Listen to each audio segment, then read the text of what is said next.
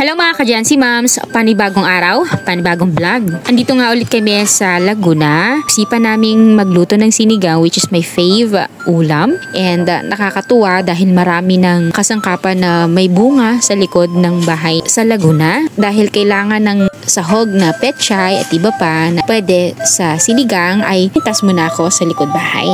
At nakakatuwa talaga na namimitas ka na lang ng fresh na pangsahog para sa lulutuin yung ulam. Sarap din talaga ng pechay na bagong pitas dahil matamis-tamis. Hindi tulad ng iba na kapag binili mo lang ay minsan mapait lasa ng pechay kapag na-over. So naalala ko lang din yung pitas namin sa Nueva Vizcaya doon sa Naalala ko lang din yung pamimitas namin sa Nueva Vizcaya sa Aritao na hindi na namin nakuhanan pa ng video kung saan namitas kami ng sitaw, talong, at ng mangga, santol na aming ginawang pasalubong pagbalik namin dito sa Manila sa Taguig.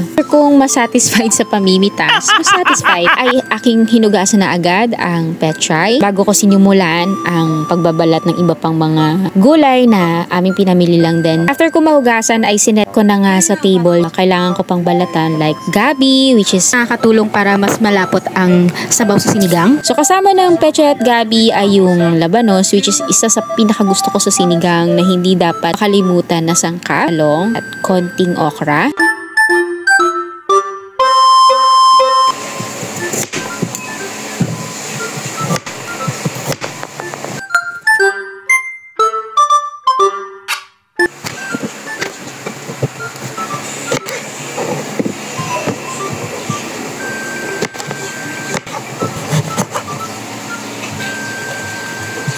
Isa ko na nga inilabas at ihinanda ang iba pang mga kasangkapan sa lulutuing ulam. After ko mahiwa ang ibang gulay ay naghiwa naman ako ng sibuyas, bawang, kamatis. Marami rin ang mga gulay na aming ipang sasahog at pang naluluto takam na ako.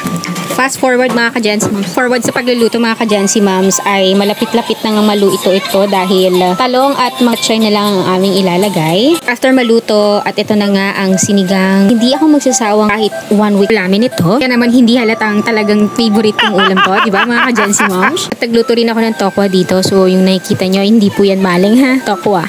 Bihan ay meron ngang nag-celebrate ng 70th birthday. Kaya naman at ito ay nakikain na rin kami. Bukod nga sa nakakain nakijaming pa tong anak partner ko sa handa. At isang kakaibang pangyayari na naman sa araw na hanggang sa probinsya ay hospitality ng mga tao dito siya at yung pure ng pag-welcome. Mga ka-Jancy Moms, bago mo tapusin ang video na ito, please subscribe and like, click the notification bell, and then pwede nyo akong supportaan sa iba pang paraan. Just check and visit na po. Thank you! Sa'yo na nakibanding ka sa ganitong okasyon. Tapos nga ang birthday party at inuman ay nag-aya itong partner ko sa 7-Eleven. Kaya naman nag-scooter kami. Okay naman, safe naman kami nakarating mga ka-Jancy Moms. So kayo mag-alala at hinaya pa naman ng aking partner dahil malapit-lapit lang din naman ang 7-Eleven sa bahay dito sa Laguna. And then kinabukasan dahil nga hindi kami nakatuloy sa pagpunta ulit ng Bayside kahapon dahil nga mayroong birthdays yung pinuntahan. Ito na nga, tinuloy na namin ang pagpunta muli kung saan nag-aya din naman kasi talaga ang aking anak. Always niya tong hindi pwedeng hindi iaya na igala siya. So again, kung nakita nyo na to sa mga dati kong content, familiar na kayo sa lugar nito. But sabi ko nga last time, upload ng vlog ko ay vlog ako ng mga kinakain namin dito na street food sa Lake Bayside. Mga oras na yun mga ka-Jancy Moms, bigla talaga akong nahihiya. Dahil nga tag-ulan din nung mga araw, ito sa gilid ay nagkaroon ng tubig-tubig sa palayan at makikita talaga yung mga isda-isa. So kinagabihan at ito nga ang aking anak na nabidyohan ko dahil napaka-inosente talaga ng pagiging masayahin niya and nakaka-relax tignan. So mga ka-Jancy Moms, hanggang sa muling video na i-upload ko. Maraming salamat. Bye!